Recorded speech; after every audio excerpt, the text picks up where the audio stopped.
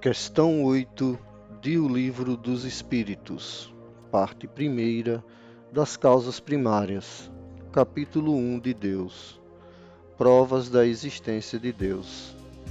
Kardec pergunta aos espíritos: que se deve pensar da opinião dos que atribuem a formação primária a uma combinação fortuita da matéria, ou, por outra, ao acaso?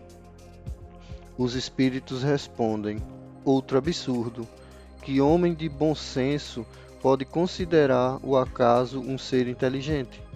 E demais é o acaso? Nada.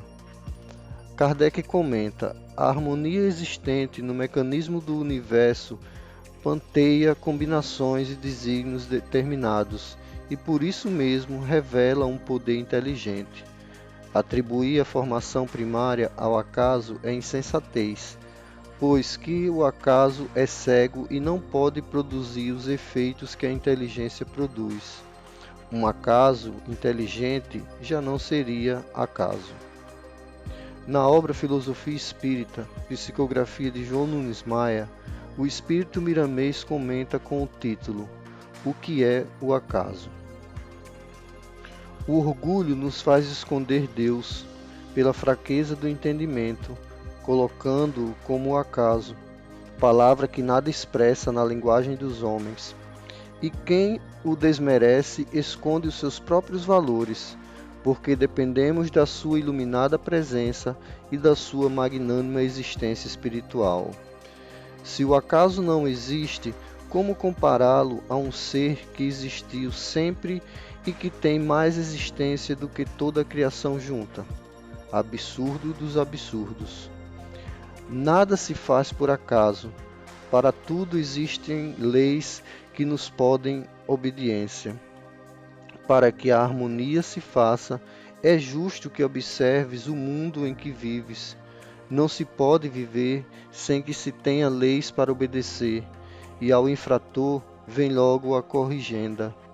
As coisas espirituais obedecem às mesmas regras e o comando divino é vigilante, operando em todos os sentidos para que estas leis sejam cumpridas, no sentido de estabelecer a paz e o bem-estar em todas as direções da vida.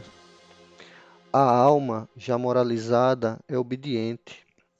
Ela estuda e compreende o que deve ser feito e respeita todos os direitos alheios.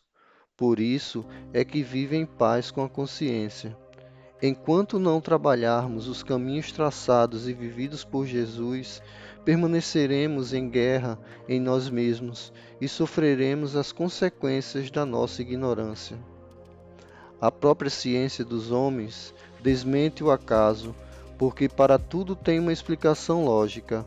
A gestação de um filho no ventre de sua mãe ou a formação de um fruto e de uma flor era debitada na conta dos mistérios, atribuída ao acaso, por não se saberem os fundamentos da própria vida, estuante e vigorosa em toda a criação.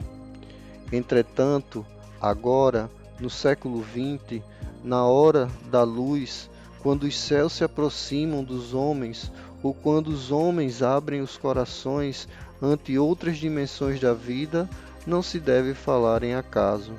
Por esse assunto, marcar ou reavivar os caminhos da ignorância espiritual. O acaso, ainda que tivesse existido, teria morrido por falta de alimento. Se todo efeito tem uma causa, na dedução comum entre os homens, eis que os efeitos invisíveis estão apoiados em causas mais sutis do que pensas. Em tudo, repitamos, existe um comando inteligente, de nada esquece, uma onisciência operando para a harmonia de todas as coisas. Isso certamente nos dá muita alegria, e a esperança cresce para a dimensão do amor. O respeito a Deus deve ser o primeiro ato de cada dia, como que uma oração de agradecimento por tudo que recebemos do seu imensurável amor. E esse ato nos colocará mais próximo da sua ação benfeitora. Cumpre-nos esclarecer que Deus está presente em nossa vida e faz o nosso viver, deixando a nossa parte para que façamos com nossas próprias forças. Mesmo assim, a sua misericórdia é tamanha que, se pedirmos ajuda, além da que ele nos dá naturalmente, pela sua inestimável bondade e o seu inesgotável amor a todos os seus filhos, ele nos atenderá. Porém, não nos façamos surdos às suas leis, para que não venhamos cair em novas e piores tentações. Esqueçamo-nos do nada e lembremo-nos do tudo. Esqueçamos da inércia e lembremo-nos do trabalho. Trabalhando, esqueçamo-nos do ódio e abracemo-nos, vivendo o amor, porque essa disposição à verdade nos garantirá a paz espiritual e a alegria permanente no coração.